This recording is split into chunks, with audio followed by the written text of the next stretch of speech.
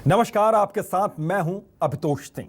हमारे खास कार्यक्रम सेहतनामा में आपका स्वागत है। इस कार्यक्रम में हम बात करेंगे आपकी सेहत और उससे जुड़ी समस्याओं पर। कार्यक्रम में आज हमारे साथ मेट्रो हॉस्पिटल जबलपुर से जुड़ रहे हैं senior consultant doctor Shailendra Singh Rajput. तो इस कार्यक्रम के दौरान आप भी अपने सवाल पूछ सकते हैं और आपके जहन में भी अगर कोई सवाल है, इस तरीके का कोई मुश्किल है, कोई समस्या है, कोई परेशानी है, तो आप कॉल कीजिए और उस परेशानी का हल यहां पर जानिए इस मंच से। तो आज सबसे बड़ा सवाल ये और बड़ी मुसीबत यह है कि दिल का ख्याल कैसे रखें, क्योंकि कोरोना काल में भी ऐसे कई पेशेंट सामने आए जिनके हार्ट फेल हुआ है आखिरी समय में और वो अचानक उनके साथ बुरा हुआ। तो यही वजह है कि कोविड-19 के जो सामान्य लक्षण हैं वो आज भी उसी तरीके से देखे जाते हैं जैसे कि गले में खराश, ये एक सामान्य लक्षण है। डायरिया, ये जो लक्षण है इस बार दूसरी वेव में बहुत ज़्यादा देखा गया। आंखों में जलन के लक्षण देखे गए। तेज सिर दर्द की भी शिकायत बहुत से पेशेंट में रही है और स्वाद या गंध इसका चला जाना यह आम हो गया है। कोविड-19 के जो पेशेंट हैं, त्वचा पर दाने या लालिमा देखी गई। सांस लेने में कठिनाई या सांस की तकलीफ ये भी हुआ है। ऑक्सीजन लेवल का गिरना भी नजर आया इस बार। सीने में दर्द की शिकायत रही है। बोलने और चलने फिरने में काफ़ी परेशानियों का सामना करना पड़ा। शरीर टूटने लगा, यह भी एक शिकायत इस बार आई है कोविड पेशेंट के अंदर। तो आंखों की लालिमा भी एक सिम्टम्स इस बार के हैं। इसके अलावा शरीर में कमजोरी आना, यह भी एक यहाँ पर लक्षण है कोरोना का। बदन दर्द की शिकायत भी रही है। तो सेहत कैसे आप ठीक रख सकते हैं, कैसे सेहतमंद रह सकते हैं, कैसे सुधार सकते हैं अपने इम्यून सिस्टम को, आज सारे सवालों का जवाब आपको मिलेगा। हमारे साथ डॉक्टर शैलेंद्र सिंह राजपूत अभी जुड़ रहे हैं इस कार्यक्रम में। तो सेहतनामा में हमारा मकसद यही है कि आपको सही जानकारी आप तक पहुंचाई जाए एक डॉक्टर के जरिए, ताकि अगर कोई परेशानी है, कोई समस्या है आपको, तो आपको उस समस्या का निदान यहां पर मिलेगा, उस समस्या का हल यहां पर मिलेगा। तो कोरोना दरअसल वार कैसे कर रहा है, ये एक बड़ा सवाल है और इसीलिए इम्यून सिस्टम एक शब्द जो इस वक्त है वो बहुत ज्यादा प्रचलन में है। वजह साफ है कि इम्यून सिस्टम अगर आपका स्ट्रांग है तो फिर आप कोरोना से भी लड़ाई जीत सकते हैं, आप कोरोना से भी जंग जीत सकते हैं। तो कोरोना की वजह से ब्रेन हेमरेज, डिमेंशिया, इसके अलावा साइकोसिस, पैनिक अटैक, तो ये मानसिक रोगों का भी बढ़ना पाया जा रहा है। गुलियन सिंड्रोम, पार्किंसंस, झुंझलाहट, घबराहट, ये सब कुछ मानसिक रोगों का कारण बन रहा है। तो अफवाह से दूर रहें, ये एक बहुत ज़रूरी चीज़ है। मानसिक तनाव से अगर आपको दूर रहना है, कॉमेडी या पॉजिटिव प्रोग्राम देखें। भ्रामक खबरों से आपको दूर रहना है। तो कोरोना कैसे वार कर रहा है, योग, प्राणायाम या शारीरिक व्यायाम से खुद को फिट रखें, ये ज़रूरी है। बच्चों के बेसिक रूटीन का खास ख्याल रखें, क्योंकि थर्ड वेव में यह कहा जा रहा है कि हो सकता है कि बच्चों पर ज़्यादा असर पड़े। यह सिर्फ अभी कहा जा रहा है, तो वैज्ञानिक तथ्य इसका कोई अभी सामने नहीं आया। हाँ, लेकिन यह ज़रूर है कि अगर आपका इम्यून सिस्टम स्ट्रांग है, बच्चों का इम्यून सिस्टम स्ट्रांग है, तो कोरोना से ये लड़ाई जो है वो जीती जा सकती है, क्योंकि कोरोना से अभी भी लड़ाई, कोरोना से अभी भी जंग हमारी लगातार जारी है। तो गले में खराश की शिकायत रही है। कोविड-19 के सामान्य लक्षणों में एक लक्षण है ये। डायरिया का लक्षण है जो इस बार बहुत ज़्यादा कॉमन मिला है पेशेंट में। इसके अलावा तेज सिर दर्द की शिकायत रही है। स्वाद या गंध का चला जाना, यह भी शिकायत रही है। तो डॉक्टर शैलेंद्र सिंह राजपूत हमारे साथ जुड़ गए हैं सेहतनामा में। तो आप भी हमें कॉल कर सकते हैं और कॉल के दौरान अपने सवाल पूछ सकते हैं। सर, बहुत बहुत स्वागत है आपका हमारे इस खास कार्यक्रम में। हेलो सर, आप तक आवाज पहुंच रही है मेरी? हाँ, पहुंच रही है, आवाज पहुंच रही है। सर, बहुत बहुत स्वागत है आपका हमारे इस खास कार्यक्रम में। Thank you very much. Sir, बस ये जानना चाह रहे हैं कि कोरोना की जो तीसरी वेव है, जिसके बारे में कहा जा रहा है कि तीसरी वेव आने वाली है, उसके लिए खुद को कैसे तैयार रखें, शारीरिक तौर पर और मानसिक तौर पर? रूल्स तो सेम ही है, चाहे पहली वेव हो, दूसरी हो, तीसरी वेव हो। रूल्स तो सेम ही है कि हमको कोविड प्रोटोकॉल्स को फॉलो करना है, जिसमें 3 चीजें बहुत इंपॉर्टेंट हैं: सैनिटाइजेशन, मास्किंग जी और सोशल डिस्टेंसिंग। तो यदि इन तीन चीजों को फॉलो करेंगे तो हम हमेशा बच सकते हैं। और उसके अलावा मैं एक चीज हमेशा हर किसी से बोलता हूँ कि कोई भी काम करने निकलने से पहले अपने आप से एक क्वेश्चन पूछना बहुत जरूरी है कि क्या वो काम बिना घर से बाहर निकले हो सकता है। यदि हो सकता है तो घर से बाहर नहीं निकलना। ये 4 चीजें यदि ध्यान रखेंगे तो हम हमेशा हर वेव को पार कर पाएंगे। लेकिन उसके बावजूद भी वेव अपने अपने तरीके से आती रहेंगी। लेकिन वेव तीसरी किन शहरों में आएगी, किन शहरों में नहीं आएगी, ये एक मैथमेटिकल फॉर्मूला है। ये अभी नहीं कहा जा सकता कि वेव पूरे देश में एक ही वेव आएगी, ऐसा बिल्कुल नहीं कहा जा सकता। जी बिल्कुल। अब सर एक चीज आपसे समझना चाहेंगे कि इम्यून सिस्टम अब जो है इस वक्त इस पर बहुत जोर है हर किसी का कि इम्यून सिस्टम को स्ट्रांग रखना है, तो उसके लिए क्या उपाय किए जाए, खान पान में किन चीजों को शामिल किया जाए? नहीं, कोविड और इम्यून सिस्टम का जो चीजें हैं वो बहुत डूबियस सी हैं। मतलब हम यदि ये सोचते हैं कि इम्यून सिस्टम यदि बढ़ा के हम कोविड को पार पा लेंगे तो मैं आप लोगों को बताना चाहूंगा कि मोस्ट ऑफ द डेथ तो साइटोकाइन स्टॉर्म से होती है। Cytokine storm actually hyper immune response है जी ना। तो ये हाइपर इम्यून रिस्पॉन्स के कारण ही मोस्ट ऑफ द डेथ होती है। तो हम ये इम्यून सिस्टम को अच्छा कर लें, ये खा लें, वो खा लें, फलाना चीजें पी लें, वो वाला काढ़ा पी लें, मुझे नहीं लगता कि ये सारी चीजें बहुत काम आती है। काम आती है SMS, sanitization, masking and social distancing, और अपना रूटीन जो बेस्ट फॉलो कर सकते हैं, नॉर्मल एक्सरसाइज, नॉर्मल चीजें और अच्छा भोजन ना। मुझे नहीं लगता कि एक्स्ट्रा इम्यून इनहेंसर लेने की कोई आवश्यकता है। जी आप बिल्कुल सर। लेकिन आम जो दिनचर्या है, जो डेली का जो रूटीन है, उसमें क्या कुछ बदलाव किया जा सकता है? उसके लिए कोई सलाह आप देना चाहें? पॉजिटिव एटीट्यूड रखना चाहिए। हाँ। एक्चुअली अभी हमारे साथ प्रॉब्लम ये हुई है कि 2 साल से घरों में बंद रहते रहते हम बहुत नेगेटिव हो गए हैं और वो नेगेटिविटी हमारे ऊपर छाती जा रही है। तो हम एक पॉजिटिव एटीट्यूड के साथ जिंदगी जीना शुरू करें। मुझे नहीं लगता कि इतनी बड़ी प्रॉब्लम है कि हम अपने आप को एक डूम में लेकर चले जाएं, एक विषाद में लेकर चले जाएं। हम इसको भी पार पा लेंगे, ये बहुत बड़ा प्रॉब्लम नहीं है। हम सब मिलकर एक साथ काम करेंगे तो हम पक्के से श्योरली हम इसको पार पा लेंगे। जी सर, एक चीज और आपसे समझना चाहेंगे कि इस वक्त हार्ट पेशेंट भी बहुत ज्यादा सामने आए जिनके साथ ठीक नहीं हुआ, बहुत से बातें बाद में बिगड़ गई। इसके अलावा बहुत से डायबिटिक जो पेशेंट थे उनके साथ भी मुश्किलें पेश आई हैं। तो उनको किस तरीके से अपना ख्याल रखना है, अपने परिजनों का किस तरीके से ख्याल रखना है?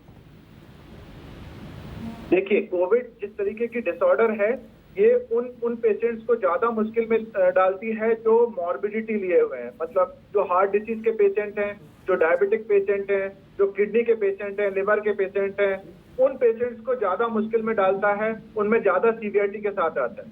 तो हमको ऐसे सारे पेशेंट्स को बचाना है एक्सपोज होने से, ऐसे सारे लोगों को एक्सपोज होने से बचाना है और कोशिश करनी है कि उनको जल्दी से जल्दी वैक्सीनेशन लगा दिया जाए, जिससे कि उनके अंदर एक इम्यूनिटी पैदा हो जाए। जी, और सबसे बड़ी चीज सर इस बार जैसा कि आपने कहा कि 2 साल से लोग घरों में बंद हैं और मानसिक तौर पर भी बहुत ज्यादा परेशान है और मानसिक तौर पर भी बहुत ज्यादा कमजोर हो रहे हैं। तो इससे पार कैसे पाया जाए, कैसे खुद को स्ट्रांग किया जाए मानसिक तौर पर? मानसिक तौर पे खुद को स्ट्रांग आप खुद ही कर सकते हैं। दूसरी चीज जो हमारे यहाँ का सिस्टम है कि आप जो बोलते हैं कि योगा आपको एक तरीके से मानसिक तौर पे ज्यादा स्ट्रांग बनाता है और योग एक तरीके से आपकी स्थिति को मजबूत करता है। तो आप डेली अपने रूटीन में योग का उपयोग करें, योग करें और अपने आप को और मानसिक तौर से स्ट्रांग करें। एक दूसरे का साथ दें, एक परिवार की तरह जिए, अकेले मोबाइल से या टीवी से ना चिपके रहें, एक दूसरे का साथ दें, एक परिवार की तरह जिए और एक परिवार हमेशा मानसिक तौर पर सुदृढ़ होता है। जी सर, इस वक्त जैसे योग, मॉर्निंग वॉक, योगा, इस पर जोर बढ़ा है। इसके अलावा बहुत से ऐसी चीज़ों पर है जैसे कि काढ़े पर जोर बढ़ा है। इसके अलावा प्रोटीन क्या ज़्यादा इस समय कंजप्शन बढ़ा है, लोग प्रोटीन ज़्यादा ले रहे हैं। लोगों को समझ में नहीं आ रहा है कि वो करें क्या अपनी सेहत को ठीक रखने के लिए। तो क्या हम ये मानकर चल सकते हैं कि ये एक दिन की बात नहीं है, आपको डेली रूटीन में अपनी कुछ चीज़ें शामिल करनी होंगी ताकि आप स्ट्रांग बने? एक्जेक्टली, मैं भी यही कहना चाहता हूँ कि इम्यूनो एनहेंसर्स लेना या अचानक से प्रोटीन डाइट बढ़ा देना, ये सॉल्यूशन नहीं है। जी। सॉल्यूशन हमको अपनी रूटीन एक्टिविटीज को ठीक करने का, और ये सिर्फ कोविड के लिए नहीं है, हमको हमारा लाइफ स्टाइल हमेशा के लिए बेहतरीन करने के लिए इन सारी चीजों को इनकलकेट करना चाहिए।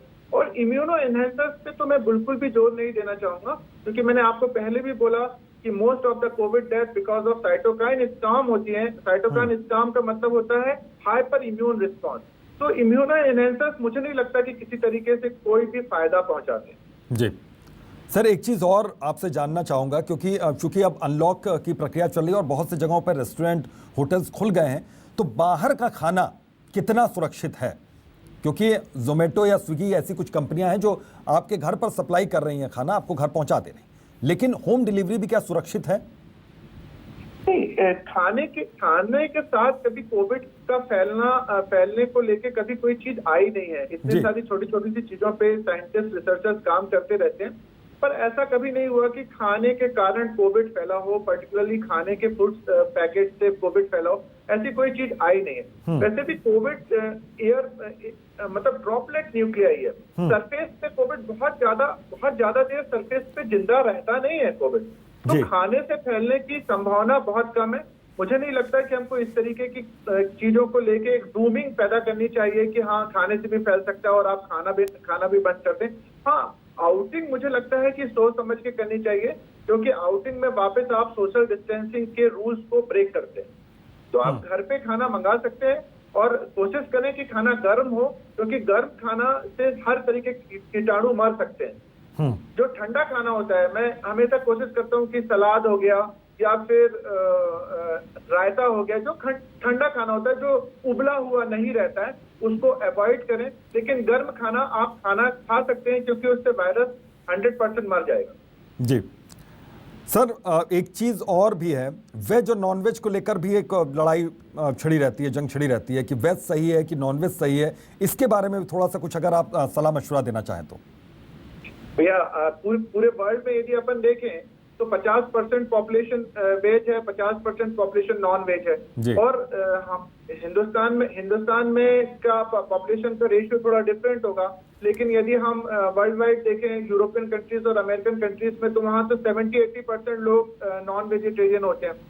तो वो भी अपनी लाइफ स्टाइल बहुत अच्छे से जी रहे होते हैं। उनके यहाँ की भी लाइफ एक्सपेक्टेंसी 80 ईयर्स है, और वो भी सारे गेम्स में, सारी चीजों में बेहतरीन काम कर रहे होते हैं। हाँ। वहां से भी अच्छे साइंटिस्ट निकल रहे होते हैं। तो they have a good mind, good physics, good body. तो हम इस चीज को ऐसे तो नहीं ले सकते कि एकदम हिंदुस्तान के सिनेरियो में ले लेंगे कि नहीं वेजिटेरियन ही होना चाहिए। यदि हम वर्ल्ड वाइड देखें तो नॉन वेजिटेरियन भी they are doing very good, they are doing good life. तो हम इस चीज को एक रेखा खींच के खत्म नहीं कर सकते कि वेजिटेरियन है, नॉन वेजिटेरियन है। ये आपके खुद के उस पर होता है। बीइंग अ साइंटिस्ट मैं बिल्कुल ये चीज नहीं बोलना चाहूंगा कि किसको क्या करना है। ये आपके खुद के चॉइस पर होता है कि आपको क्या खाना खाना है और कैसे खाना खाना है। बिल्कुल बिल्कुल सर, पानी का रोल कितना अहम है?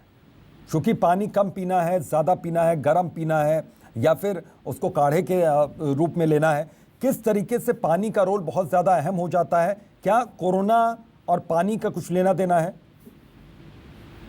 पानी का रोल शरीर में, यदि हम शरीर का एक सिनेरियो देखें तो पानी हमारे शरीर में 80% 90% पानी का रोल है।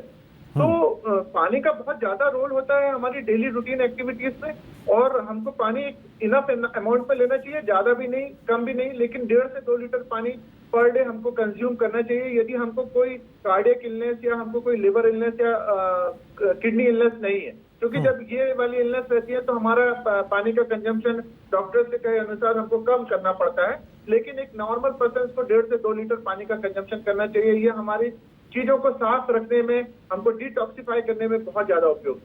बिल्कुल सर, इस वक्त बहुत से कोविड पेशेंट हैं जो घर वापस लौटे हैं, ठीक होकर लौटे हैं। किसी ने 15 दिन तक अस्पताल में बिताए, या फिर घर पर ही किसी ने 20 दिन, 21 दिन। तो ऐसे पोस्ट कोविड जो पेशेंट हैं, जो कोविड से ठीक हो चुके हैं, उनके लिए क्या खान पान में चीज़ों को शामिल करें और वो अपना ख्याल कैसे रखें?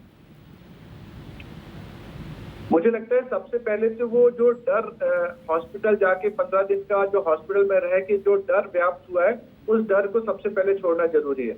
और हॉस्पिटल के चक्कर लगाना छोड़ना भी जरूरी है, क्योंकि हर 15 दिन में हम एक फॉलोअप के लिए जाना शुरू कर देते हैं और हम एक उस रूटीन में फंस जाते हैं कि अब हमको दिखाने जाना है, हमको दिखा। यदि कोई जरूरत नहीं है, आवश्यकता नहीं है, आप अपनी रूटीन लाइफ फॉलो कर रहे हैं, थोड़ी थोड़ी सी चीजें प्रॉब्लम करती हैं, जैसे पोस्ट कोविड मैलेज बहुत होता है, फटीग बहुत होता है, लेकिन इन सब चीजों को समय के साथ साथ धीरे धीरे ये चीजें ठीक हो जाएंगी। एक रूटीन फॉलो आप करना शुरू कर दें। कोविड निकल गया, अब आप उससे पार पा चुके हैं। मुझे लगता है कि एक नॉर्मल लाइफ स्टाइल आप जीना शुरू कर देंगे तो आप ज्यादा जल्दी बेहतर तरीके से अपनी नॉर्मल लाइफ पा पाएंगे। बिल्कुल बिल्कुल, सबसे बड़ी चीज़ है कि नॉर्मल लाइफ पा पाना। सर, एक ब्लैक फंगस के केसेस भी आजकल आए हैं और एक आध मरीज ऐसे हैं जिनको 2 बार ब्लैक फंगस हो गया। सर, ब्लैक फंगस के बारे में थोड़ा सा समझाइए ताकि दर्शकों के मन में अगर कोई सवाल हो तो उनको जवाब मिल जाए खुद ब खुद। ब्लैक फंगस एक तरीके से एक ऐसा मतलब ऑर्गेनिज्म है तो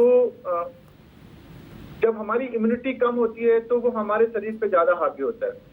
कोविड के दौरान 2-3 चीजें ऐसी हुई कि जैसे कोविड के प्रोटोकॉल में स्टेरॉइड का यूज किया गया है।